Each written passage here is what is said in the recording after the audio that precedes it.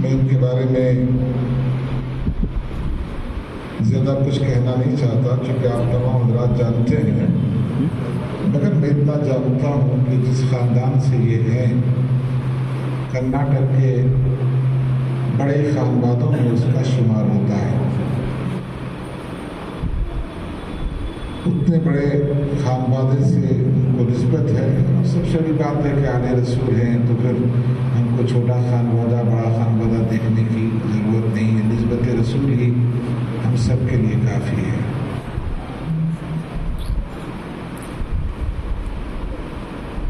ماشاءاللہ اچھا ذوق رکھتے ہیں، اور سامنے پٹلا ہی دیکھے اور بادل کا جا آج کے زمانے میں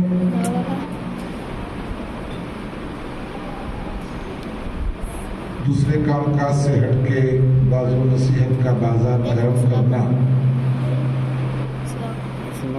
یہ مجاہدانہ کام ہے۔ تو قوالی کا پروگرام کر لیتے تو وارے نیارے ہو جاتے، ہزاروں کی بھیڑ جمع ہو جاتی ہے، کچھ شاعروں کو بلا کر کے مشاعرہ کر لیتے تو بھی بھیڑ جمع ہو جاتی ہے۔ اس زمانے میں تبلیغ دین بزرگوں کا صحیح مشن لوگوں تک پہنچانا، ہمارے اسلاف نے جو کارنامے انجام دیے ہیں ان کو یاد رکھنا اور نئی نسل تک منتقل کرنا، نئی نسل تک پہنچانا، یہ بہت بڑا کام ہے۔ میں سید جیلانی صاحب کو مبارکباد پیش کرتا ہوں، ان کے تمام ساتھیوں کو مبارکباد پیش کرتا ہوں۔ محترم حضرات، جشن خواجہ غریب نواز کے نام سے یہ پروگرام منعقد ہے۔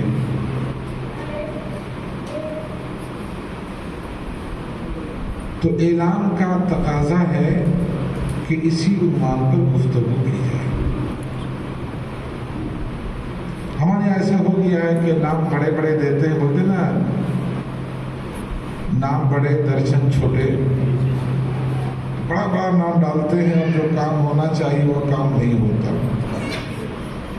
کسی کو کچھ کہے بغیر ہم اتنا کہنا چاہیں گے کہ ہم کو جو کہا گیا ہے، سیکرٹری صاحب نے پہلے بھی ہم سے کہا تھا کہ آپ کی زبان سے سنیں، بتائیے میں ایک زمانے سے سنا رہا ہوں، اور ہر سال ایک دو خطبہ تو مستقل خواجہ غریب نواز پر ہوتا ہی ہے۔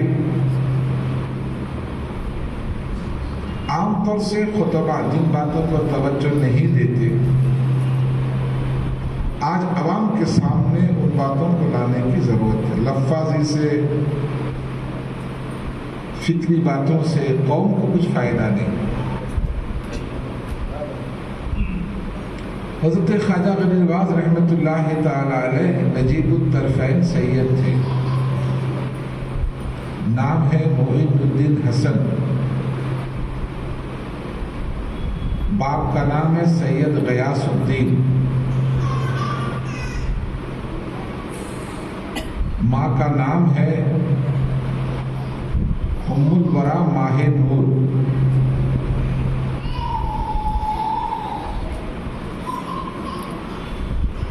باپ کی طرف سے حسینی سید ہیں اور ماں کی طرف سے حسنی سید ہیں۔ حضرت خواجہ غریب نواز رحمۃ اللہ علیہ، حضرت میران پیر روشن ضمیر رحمۃ اللہ تعالی علیہ بھی نجیب الطرفین ہیں کہ وہ بھی حسنی بھی ہیں اور حسینی بھی ہیں۔ سرکار غریب نواز بھی حسنی بھی ہیں اور حسینی بھی۔ باپ کی طرف سے سلسلہ ہوتے ہوئے سرکار امام حسین سے حضرت علی تک پہنچتا ہے، اور ماں کی طرف سے یہ سلسلہ ہوتے ہوئے سرکار امام حسن کی طرف سے حضرت علی تک پہنچتا ہے۔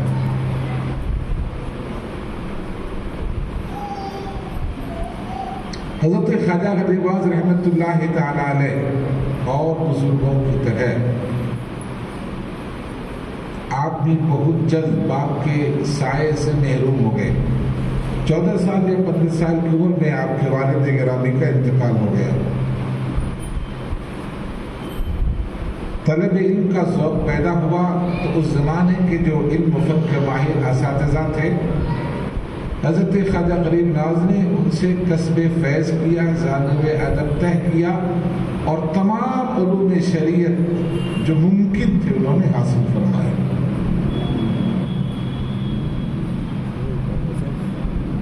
علم ظاہری، یہ علم شریعت کو علم ظاہری کہتے ہیں اور روحانی علم کو علم باطنی کہتے ہیں۔ ظاہر اور باطن کا کوئی جھگڑا نہیں ہے۔ ظاہر کا مطلب یہ ہے کہ شریعت آپ کو بتائے گی کہ اگر آپ ناپاک ہو جائیں تو پاک کیسے ہوں گے۔ شریعت آپ کو بتائے گی کہ آپ نماز کس طرح سے ادا کریں گے۔ شریعت آپ کو یہی احکام سکھائے گی، نماز، روزہ، حج، زکوٰۃ اور جتنے مسائل ہیں۔ آپ طریقت کہتے ہیں یا باطنی علم کہتے ہیں یا روحانیت کہتے ہیں، آپ تصوف کہتے ہیں، بات وہی گھوم کے آئے گی۔ باطنی علم، علم باطنی، تصوف، یہ آپ کو یہ سکھاتا ہے کہ بظاہر آپ نمازی تو بن گئے، لیکن کیا آپ کا دل نماز میں حاضر رہتا ہے؟ کیا نماز میں آپ کو خشوع اور خضوع کی کیفیت رہتی ہے؟ کیا آپ میں یہ خوبی پیدا ہوئی کہ آپ نماز میں خدا کا دیدار کر سکیں؟ تو یہ صوفیاء کرام دکھاتے ہیں۔ تو جو اندرونی کیفیت ہے یہ صوفیاء کرام، اسی کا نام تصوف ہے، یہی صوفیاء کرام ہے، یہی باطن علم ہے۔ ظاہر کو سنوارنا علماء شریعت کا کام ہے اور باطن کو سنوارنا یہ صوفیاء کرام کا کام ہے۔ دونوں کوئی الگ الگ چیز نہیں ہے۔ اگر آپ سمجھنا چاہیں تو سمجھ سکتے ہیں کہ جیسے کسی پھل کا ایک چھلکا ہوتا ہے، آپ اس کو شریعت کہیں، لیکن پھل کا مقصود چھلکا نہیں ہوتا، پھل کا مقصود جو اندر دانہ ہوتا ہے وہ ہوتا ہے، اور اس کو آپ تصوف کہیے، اس کو آپ طریقت کہیے۔ کوئی الگ الگ چیزیں نہیں ہیں۔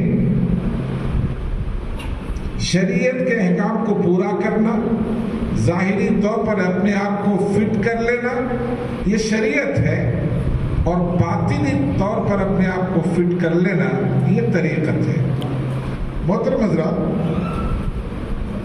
علم شریعت حاصل کرنے کے بعد سرکار غریب نواز رحمت اللہ تعالی علیہ کی باطنی کیفیت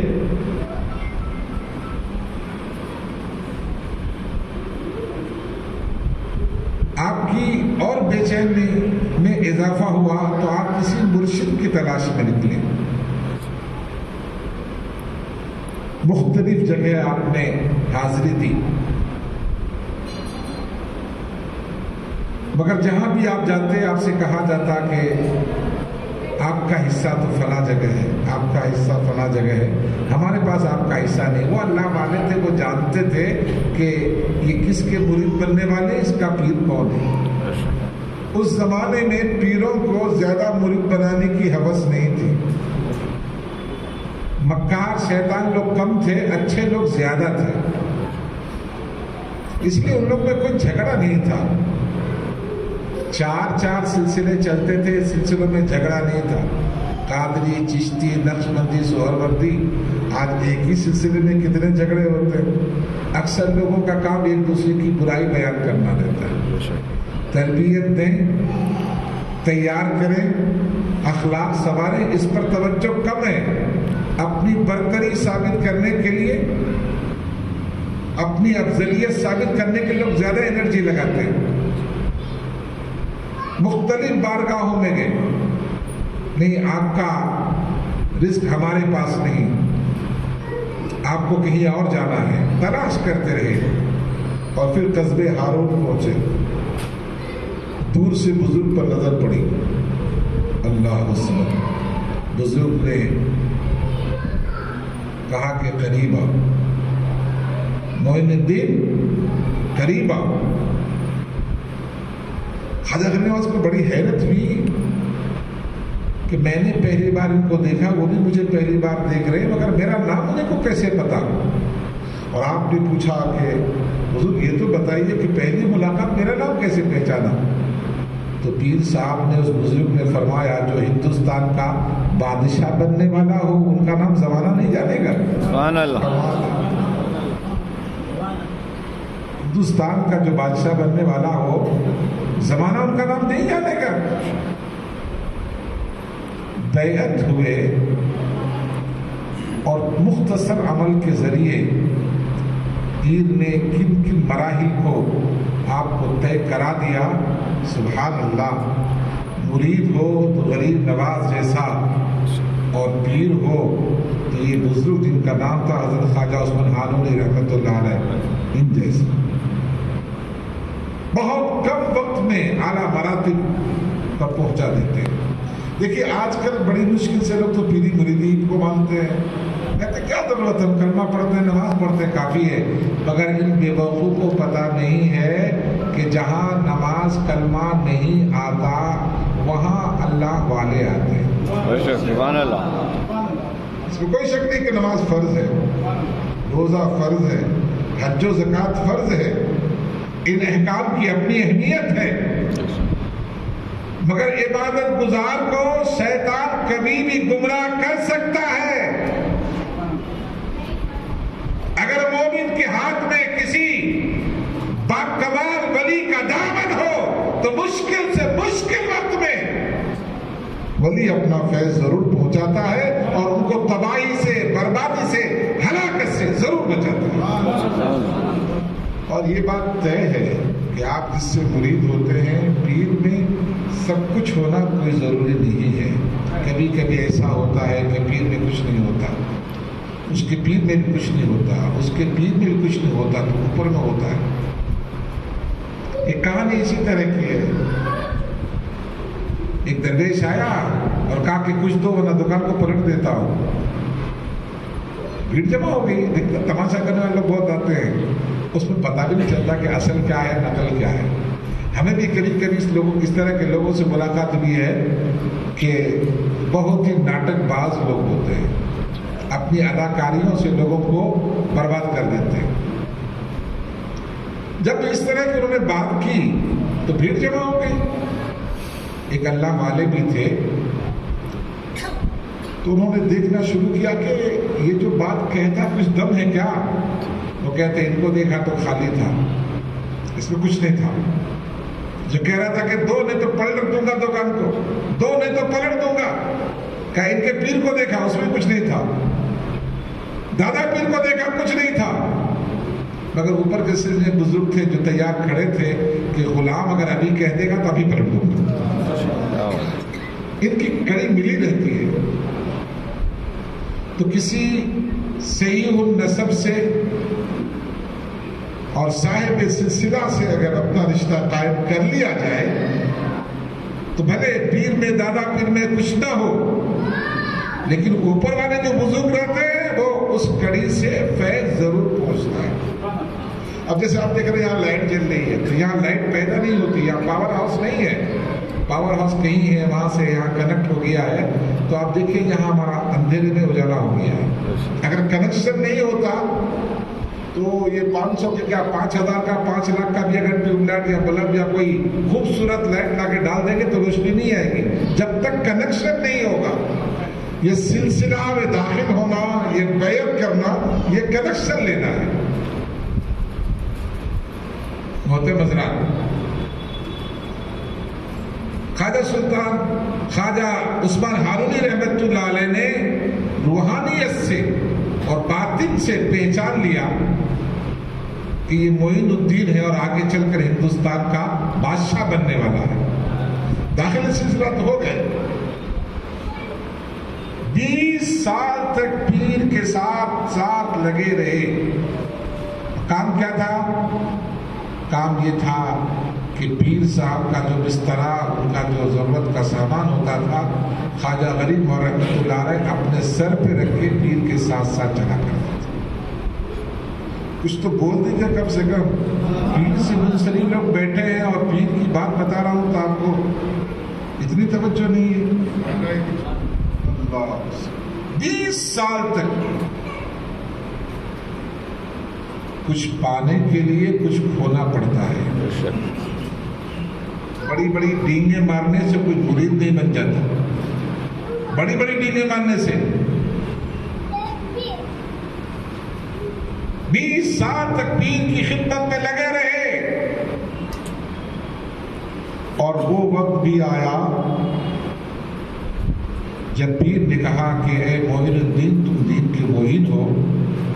جو کام تھا وہ کام پورا ہو چکا ہے. کعبے میں بھی بشارت ملی اور مدینے میں بھی بشارت ملی. حضور نے ہندوستان کی بادشاہی آپ کو عطا فرمائی. یہ جو عطائے رسول کہتے ہیں کوئی معمولی بات نہیں ہے. یہ خواجہ ہی ہیں جو عطائے رسول ہے. بہت سے بزرگان دین یہاں ہیں عطائے رسول ہیں. سرکار دو عالم صلی اللہ علیہ وسلم نے ہندوستان کی حکومت عطا کر کے خواجہ غریب نواز کو ہندوستان بھیجا ہے. مجھے تو تعجب ہوتا ہے کہ کس منہ سے لوگ کہتے ہیں کہ ہم کو بزرگان دین کی ضرورت نہیں.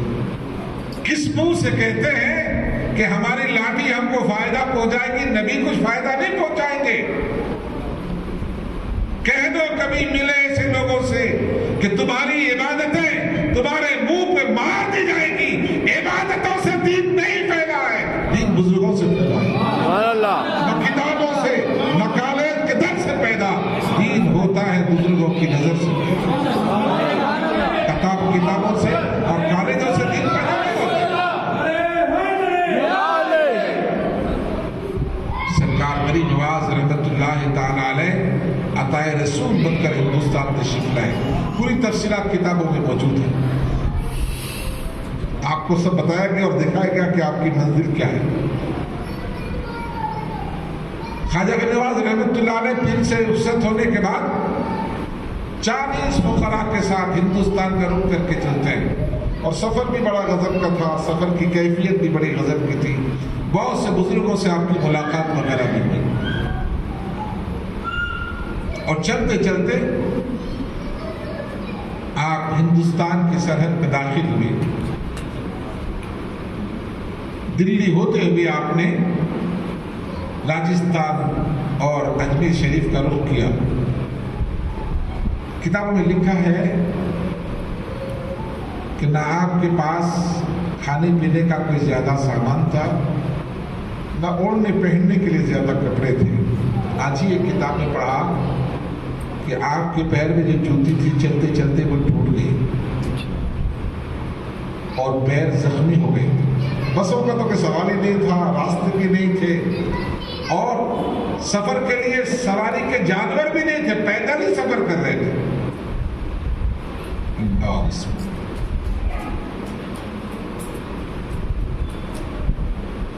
اس وقت اجمیر پر پرتھوی راج چوہان کی حکومت تھی. پرتھوی راج چوہان کی جو ماں تھی تو غیر مسلم مگر ستاروں کا علم رکھتی تھی. اس کو علم نجوم کہتے ہیں.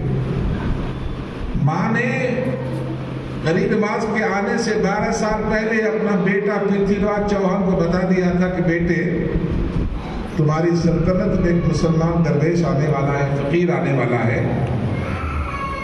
جب وہ ہندوستان آئے اور تمہاری ریاست میں داخل ہو تو تم ان کی عزت کرنا, ان کا احترام کرنا, ان کو چھیڑ چھاڑ نہ کرنا. اگر تم نے گستاخی کی تو تمہاری سلطنت اور حکومت کے لیے خطرہ ہے. یہ علم نجوم کے ذریعے اس کو پتا تھا. کہتے نا اس انسان پر جب شامت آتی ہے تو اس کو کچھ نظر نہیں آتا. ابھی بھی جو ہندوستان میں حکومت چل رہی ہے نا, حکومت کی حالت نہایت خراب ہے. وہ سوچتے ہیں کہ ختم کر دیا جائے اسلام کو, مسلمان کو, قرآن کو. انہیں یہ اندازہ نہیں ہے کہ 30 کروڑ اور 40 کروڑ مسلمانوں کو ختم کرنا آسان نہیں ہے. اور وہ تو ظاہری لوگوں کو دیکھ رہے ہیں. اس زمین پر اللہ والے ایسے ہیں, اگر یہ کروٹ بدل لیں تو قیامت آ جائے گی. ان کو پتہ نہیں ہے. میں پہلے بھی دیکھتا تھا, اب بھی دیکھ رہا ہوں. ابھی 2 دن پہلے کی بات ہے, ہندوستان کا جو وزیر اعظم ہے اپنی طرف سے غریب نواز کی بارگاہ میں ایک بڑی چادر دے کے بھیجا ہے. ایک طرف تو بھگانے کا پلان ہے, نئی نئی سازشیں ہیں, اور ایک طرف عالم یہ ہے کہ جو مرد خدا زمین کے اندر 800 سال پہلے اندر گئے ہیں, آرام کر رہے ہیں, اس کے مزار پہ چادر بھیج رہے ہیں. معلوم یہ ہوتا ہے اگر تم میں قوت و مرہ کی آ جائے اور تم صحیح مومن بن جاؤ تو دنیا تمہارا احترام کرے گی. سبحان اللہ, کیا بات ہے. دنیا تمہارا احترام کرے گی. پیر صاحب نے ٹھیک ہی کہا کہ آج اگر مسلمانوں پر, خصوصاً ہندوستانی مسلمانوں پر بلائیں آفتیں آ رہی ہیں, اس کی مین وجہ یہ ہے کہ لوگوں نے اپنی نسبت ختم کر دی ہے. صحابہ سے نسبت, اہل بیت سے نسبت, بزرگان دین سے نسبت, حضور سے نسبت. وہ سوچتے ہیں کہ ہم ہیں اور خدا ہے, بس کافی ہے. توحید کا نام لے کر اس طرح سے اپنے آپ کو جہنم میں لے جانے کا سامان کر رہے ہیں. یہ توحید نہیں ہے, یہ شیطانیت ہے, یہ ابلیسیت ہے جو اپنے سوا کسی اور کو دوسرا سمجھتا نہیں. یہ سب چل رہا آج کل. خواجہ غریب نواز کے آنے سے 12 سال پہلے پرتھی راج چوہان کی ماں نے بتا دیا تھا, ایک مسلمان درویش آئے گا, ہوشیار رہنا, احترام کرنا, خیال کرنا, تمہاری حکومت کو خطرہ ہے. مگر جب بلا مصیبت آنے والے ہوتے تھے, انسان کو کچھ نظر نہیں آتا. بولتے ہیں نا, ماں کی نصیحت کو بیٹا نے فراموش کر دیا. ایک کتاب میں نے پڑھا کہ جب خواجہ اپنے فقراء 40 درویشوں کے ساتھ آ رہے تھے تو اجمیر شریف میں داخل ہونے سے پہلے ایک شخص ملا جو راستہ بھٹکا ہوا تھا, اور وہ بھی مسلمان تھا. اس کی حالت بہت خراب تھی. شہاب الدین, سلطان شہاب الدین غوری کی فوج میں وہ تھا, اور فوج سے بھٹک کر کے, راستہ بھٹک کر ادھر مل گیا تھا. جب دیکھا کہ اللہ والے مسلمان درویش نظر آ رہے تو انہوں نے کہا کہ حضور پرتھی راج چوہان کی لشکر سے شکست کھا کے آ رہے ہیں, شہاب الدین غوری کی لشکر میں شامل تھا, راستہ بھٹک گیا ہوں. میرا اپنا خیال اور مشورہ ہے کہ آپ اجمیر نہ جائیں. پرتھی راج چوہان بہت زبردست پاورفل بادشاہ ہے اور بہت بڑی فوج ہے ان کی, بہت بڑا ظالم ہے, آپ بچ جائیے. خطرہ ہے کہیں جان سے نہ مار دیا جائے. سرکار غریب نواز نے جو فرمایا تاریخ کی کتابوں میں موجود ہے. آپ نے فرمایا سنو, معین الدین میں اور شہاب الدین میں فرق ہے. شہاب الدین غوری خود آیا تھا اور مجھے میرے آقا مصطفیٰ جان رحمت صلی اللہ علیہ وسلم نے بھیجا ہے. شہاب الدین فوجوں کے ساتھ اور ہتھیار لے کر داخل ہوا تھا, تو فوج اور ہتھیار کے بھروسے ہندوستان کو فتح کرنا چاہتا تھا. میں اللہ اور اللہ کے رسول کے بھروسے یہاں آیا ہوں.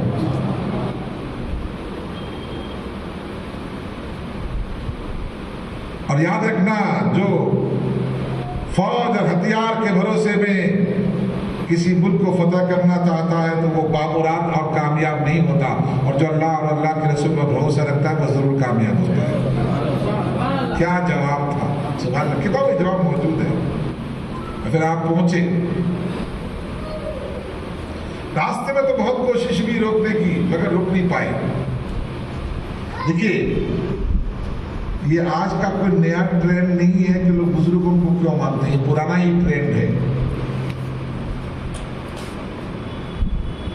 ان میں خوبیاں ہیں, کمال ہیں, اور سچے اللہ والے کی پہچان یہ ہے وہ کبھی ہاتھ ایسا نہیں کرتا, وہ ہاتھ ہمیشہ ایسا. اگر زندگی میں سمجھ سکو تو سمجھو, جو ایسا کیا وہ کبھی اللہ والا نہیں ہو سکتا, کبھی بھی نہیں ہو سکتا. اولیاء کرام کی تاریخ پڑھو, انہوں نے ہاتھ ایسا نہیں کیا, انہوں نے ہاتھ کو ایسا کیا. اور حدیث شریف میں ہے کہ اوپر والا ہاتھ بہتر ہے نیچے والے ہاتھ سے. اوپر والا ہاتھ دینے والا ہوتا ہے, نیچے والا ہاتھ لینے والا ہوتا ہے. مانگنے والا فقیر ہو سکتا, اللہ والا نہیں ہو سکتا. مانگنے والا دنیا دار ہو سکتا ہے, اللہ والا نہیں ہو سکتا. وہ چابی ہے نہیں. خواجہ غریب نواز رحمت اللہ تعالی علیہ उठाने का कौन रख ले तीन आपका आए थे तो खाली हाथ थे, क्या लेके आए थे? इस्लाम लेकर आए थे, हुजूर की सीरत लेके आए थे, खुदा रसूल की अमानत लेके हिंदुस्तान आए थे। जिधर से गुजरते लोग आपको देखने आते, क्योंकि नए अभी अंग्रेज लोग इधर आ जाते हैं तो सब छोड़ उन्हीं को देखते हैं।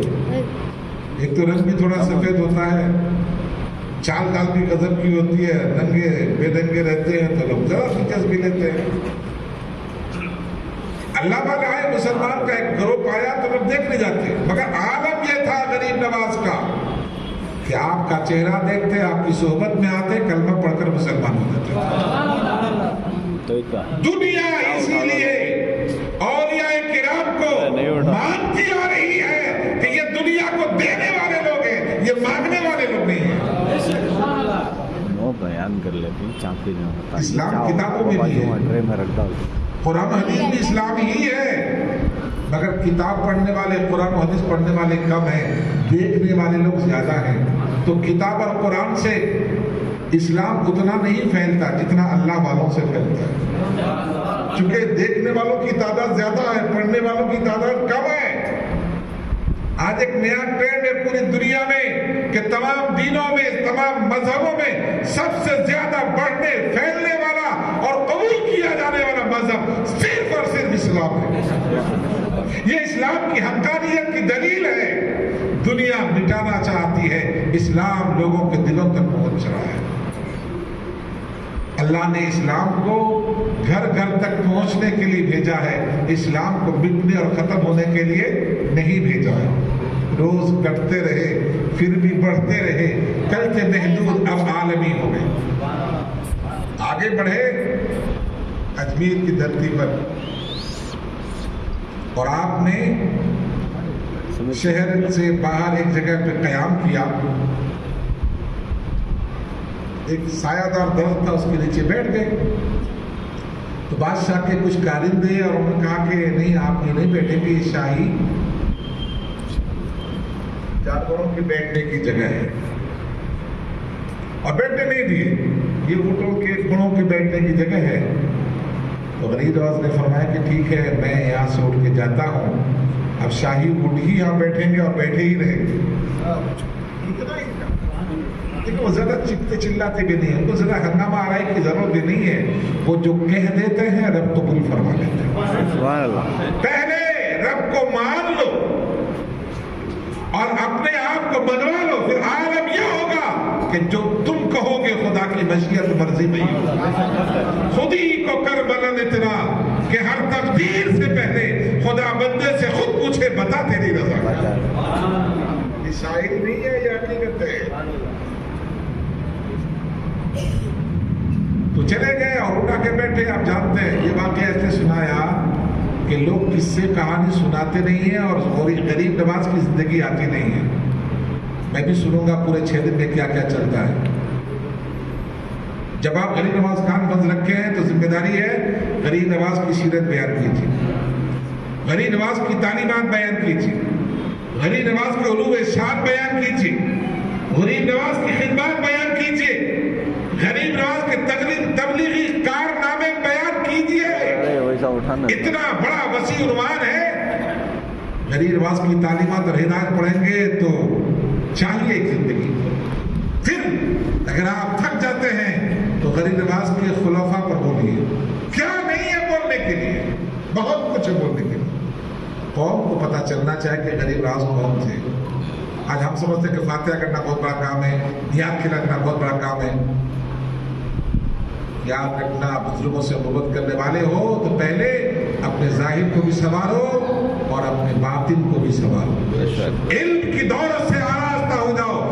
कभी भी कोई जाहिल दुनिया का इमाम नहीं बनता, दुनिया का मुक्तदा नहीं बनता, अल्लाह का दोस्त, अल्लाह का वली नहीं बनता। और अल्लाह किसी को दोस्त बनाना चाहता है, वो जाहिल भी हो तो अल्लाह ताला इल्म की दौलत से पहले उसको मालामाल फरमा देता, फिर दोस्त बनाता। इसलिए इल्म हासिल करो। अगर तुम एक रहो और वो सैकड़ों रहे तो जमाना ये देखे गरीब नवाज का एक गुलाम हजारों पर भारी है। हाँ, ऐसा नहीं कि आइंदा शायद करने लगो। खुराफात बिदात में मुब्तला मत हो, जो बुजुर्गों का सही दिखाया हुआ रास्ता उस पर चलो। अली नवाज ने कहा कि तुम्हारे बादशाह के उठ बैठेंगे तो बैठे रह गए। मुख्तसर ये कि जब आके बैठे, सुबह उठने की कोशिश के बावजूद भी, और पृथ्वीराज चौहान तक बात पहुंची तो उसने कहा कि उस दरवेश से जाके माफ़ी मांगो, तुमने गुस्ताखी की है। और गए और उन्हें माफ़ कर दिया और फरमा दिया अली नवाज के जाओ उठ खड़े हो जाएंगे। आके देखते बाकी उठ खड़े हुए थे। ये बताता है, एक वाकया मत देखो, ये बताता है कि जो अल्लाह का होता है सारी खुदाई उसकी हो जाती है। सुभान अल्लाह, क्या बात। वली में इतना दम होता है, जमीन को हुक्म कर दे तो जमीन मानने के लिए मजबूर हो जाती है। मकाम समझो वली का। दुनिया के बड़ा से बड़ा बादशाह जिस्मों पर हुकूमत कर सकता है, हवा पर हुकूमत नहीं कर सकता, आसमान पर हुकूमत नहीं कर सकता, जमीन पर हुकूमत नहीं कर सकता, समंदर पर हुकूमत नहीं कर सकता, मौसम पर हुकूमत नहीं कर सकता, उनका पावर नहीं है। मगर अल्लाह वालों का इख्तियार है। कह दिया जमीन ने पकड़ लिया और फरमा दिया तो जमीन ने छोड़ दिया। ये इख्तियार देखो। हुसैनी हसनी सैयद हैं हजरत ख्वाजा गरीब नवाज रहमतुल्लाह अलैह। और आगे बढ़े और आप जहां अभी अना सागर है उसके करीब में आपने अपना ठिकाना बनाया। पृथ्वीराज चौहान बहुत परेशान था। ये रोज रोज मुसलमान बढ़ते हैं, जो देखते हैं बढ़ते हैं, जो देखते हैं मुसलमान, जो देखते हैं मुसलमान होते हैं। लोगों को ताज्जुब हो रहा है। बड़ी बड़ी जमातें फिर रही है, बड़ी बड़ी तंजीमें काम कर रही है, बड़े बड़े लोग पैसे लगा रहे हैं। मुझे दिखाओ तो कितने लोगों को मुसलमान बनाए।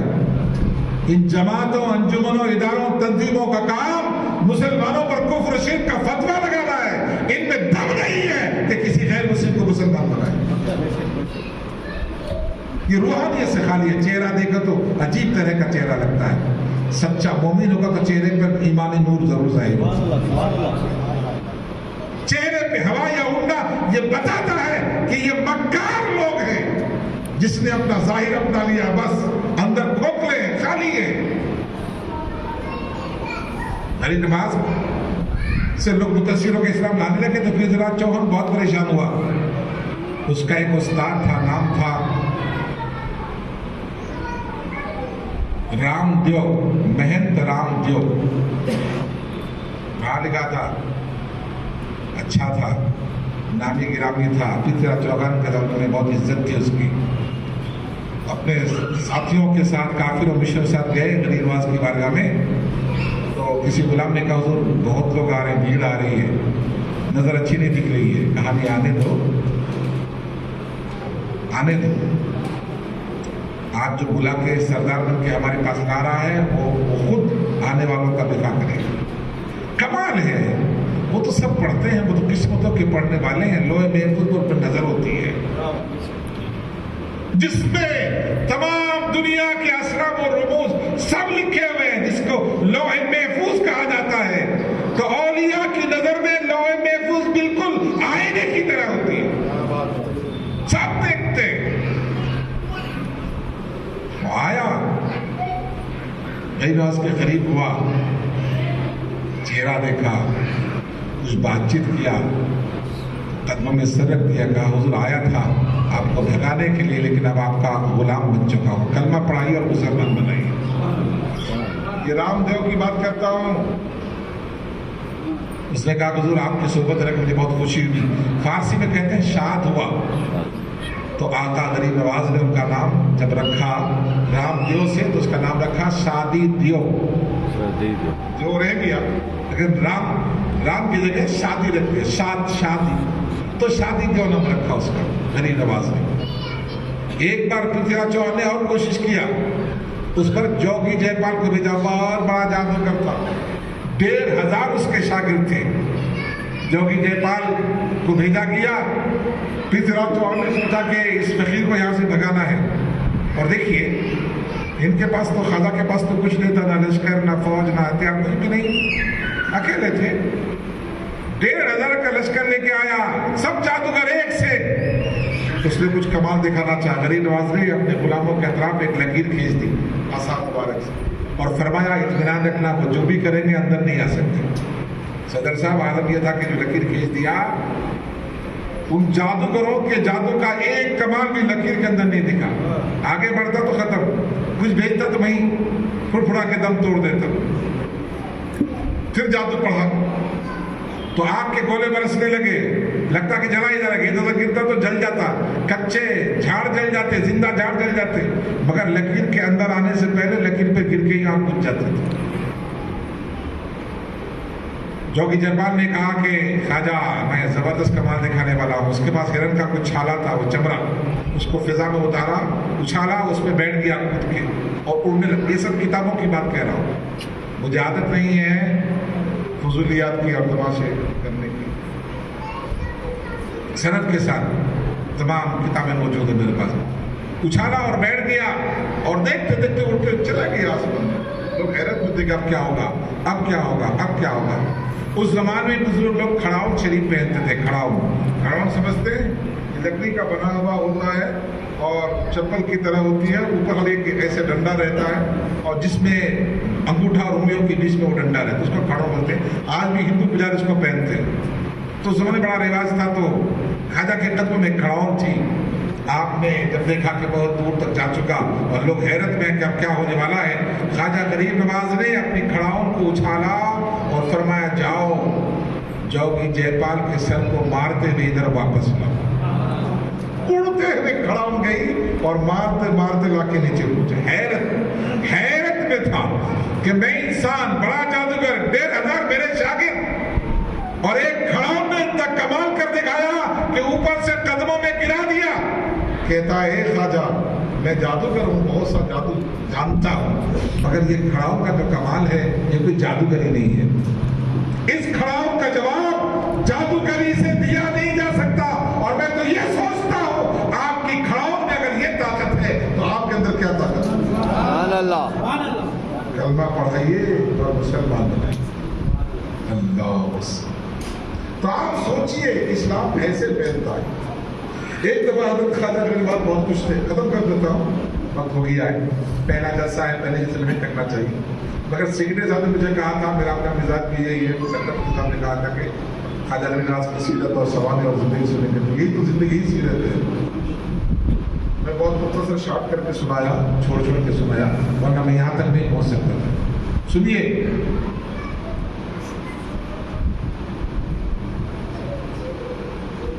حضرت خواجہ غریب نواز رحمت اللہ تعالی علیہ اجمیر کی دھرتی پر ہے اور مسلسل ظلم و ستم چل رہا ہے. انا ساگر کا واقعہ بھی پیش آیا, پوری کتابوں میں موجود ہے. یہ کوئی جعلی باتیں نہیں, ڈپلیکیٹ باتیں نہیں ہیں. لوگ گڑی باتیں, گڑے ہوئے قصے, گڑے میں خواب بیان کرتے ہیں تاکہ شان بڑھے. تو لوگ بھی بچوں سب کو چھوڑ کے نکلے دین کے کام کے لیے. یہ حقوق کہیں کہ بھی بچوں کی خدمت کرنا دین کا کام نہیں ہے, بوڑھے ماں باپ کی خدمت کرنا دین کا کام نہیں ہے, رشتے داروں کے ساتھ صلہ رحمی کرنا دین کا کام نہیں ہے. اس سے دین نہیں پہنتا, اس سے دین نہیں پہنتا. سرکار غریب نواز ڈٹے ہوئے ہیں, ہر ظلم و ستم سہ رہے ہیں. ایک موقع آیا, پرتھوی راج چوہان نے کہا کہ یہ درویش یہاں سے چلا جائے, بہت ہو گئی, اب برداشت نہیں کریں گے. اور خواجہ کی شان اس نے گستاخی کی. ایک روایت ہے کہ خط بھی لکھا, ایک روایت ہے کہ آپ کے غلام جو پرتھوی راج چوہان کے دربار میں ملازم پیشہ تھا اس کی اس نے گستاخی کی. تو خواجہ گرم ہو گئے, عز و جلال میں آ گئے اور فرمایا مجھے وہ نکالنا چاہتا ہے, سن لو, میں نے پرتھوی راج چوہان کو زندہ گرفتار کر کے اسلامی لشکر کے حوالے کر دیا. سننا ہے آپ, ایک جملہ تھا. ایک فقیر جس کے رہنے کا گھر نہیں, ایک فقیر جس کا اپنا یہاں کوئی نہیں, ایک فقیر جو بہت دور ملک سے پیدل چل کے یہاں پہنچا ہے, وہ بادشاہ وقت کو چیلنج کرتا ہے کہ سن لے پرتھوی راج چوہان, میں نے تم کو زندہ گرفتار کر کے اسلامی لشکر کے حوالے کر دیا. ایک جملہ تھا. اور پھر کیا ہوتا ہے, شہاب الدین غوری جو بار بار ہندوستان کو فتح کرنے کے لیے حملہ کر چکا تھا، شکست کھا چکا تھا، اب کی بات تیاری کر رہا تھا، 1.25 لاکھ فوج تیار کر لیا تھا. ایک دن خواب میں کیا دیکھ رہا ہے کہ بزرگ آئے، انہوں نے کہا کہ شہاب الدین بہت ہو چکی، دیر ہو گئی ہے، تم نے تیاری کر لی ہے، اب ہندوستان پر حملہ کرو، ہندوستان کی بادشاہی تم کو مل جائے گی. کہہ دو نا سبحان اللہ.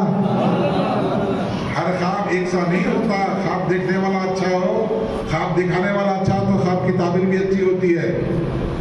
شہاب الدین غوری نے سمجھا مجھے یہ خواب میں بشارت دی گئی ہے کہ میں ہندوستان میں حملہ کروں، اور چلے ترائن کی زمین پر 3 لاکھ فوجیوں کو شکست دے کر شہاب الدین آگے بڑھتے. مختصر یہ کہ بڑھتے بڑھتے جب اجمیر کی دھرتی پر پہنچے، شام کا وقت ہے، وہ تو پہاڑی علاقہ تھا، ایک پہاڑی سے کہیں سے مغرب کی آزان کی آواز آ رہی تھی. لوگوں سے پوچھا شہاب الدین غوری نے کہ یہ کیا ہے؟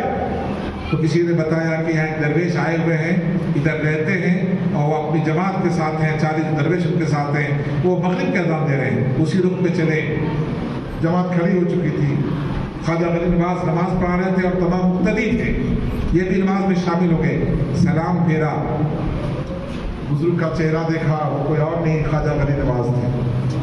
وہ پہچان لیے، حیرت میں تھے کہ جس بزرگ نے خواب میں آ کر بشارت دی تھی وہ کوئی اور نہیں، وہ خواجہ غریب نواز تھے. وہ وہی بزرگ تھے جن کے پیچھے انہوں نے مغرب کی نماز پڑھی تھی. پگڑی کسی کے قدم پہ رکھنا بہت بڑی بات ہے. انگریز ہیڈ نکال کے رکھتے ہیں، ہیڈ نکال کے رکھ دیا تو بہت بڑا سلام، بہت بڑا ادب، بہت بڑی تعظیم ہے. شہاب الدین غوری نے غریب نواز سرکار کے قدموں پہ اپنی پگڑی رکھی، شاہی ڈریس رکھا اور کہا حضور مجھے اپنے غلاموں میں قبول فرما لیجیے اور مجھے اپنا مرید بنا دیجیے. تو آج جو ہندوستان کا بادشاہ خواجہ کو کہا جاتا ہے، یوں ہی نہیں کہا جاتا ہے. وہ ایسے بادشاہ تھے جنہوں نے شہاب الدین غوری کو خواب میں بشارت دے کر حملے کا حکم دیا اور شہاب الدین غوری کے قدم ہندوستان آئے. اتنی بڑی فوج کو شہاب الدین غوری نے شکست دے دی. یہ میرے خواجہ کی زندہ کرم ہے، یہ بزرگوں کا کرم ہے. میں ایک بات بتانا چاہتا ہوں، بھول گیا. دیکھو حضرت خواجہ غریب نواز بہت خوش تھے، تو ماں نے پوچھا بیٹے کیوں خوش ہو، بہت خوش لگ رہے ہو، وجہ کیا ہے، کیا معاملہ ہے؟ سرکار غریب نواز نے فرمایا کہ اب تک میں نے 70 لاکھ لوگوں کو مسلمان بنا دیا ہے. اللہ. ماں کہتی بیٹا جانتے ہو اس میں تمہارا ہی کمال نہیں، اس میں تمہاری ماں کا کمال ہے. میں نے کبھی بھی وضو تم کو دودھ نہیں پلایا ہے غریب نواز، یہ تمہاری ماں کا کمال ہے. وہ ایسے غریب نواز اور غوث پاک نہیں بن جاتے ہیں. امام حسن امام حسین ایسے نہیں بن جاتے ہیں.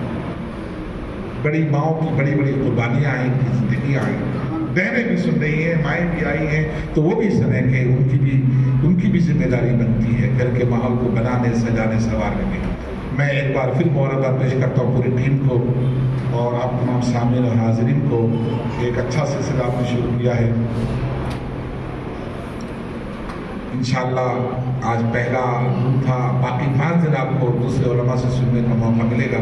تو اللہ تعالیٰ ان تمام محفلوں کو شرف قبولیت عطا فرمائے. جو لوگ یہاں شریک ہوتے ہیں اور ہونے والے ہیں اور کسی وجہ سے نہیں ہو سکے، اللہ تعالیٰ ان تمام کی حاضری کو قبول فرمائے اور ہم سب کو اللہ تعالیٰ اپنے فضل خاص سے سرکار غریب نواز کے غلاموں میں قبول فرمائے. آمین. وآخر دعوانا الحمد للہ. السلام علیکم.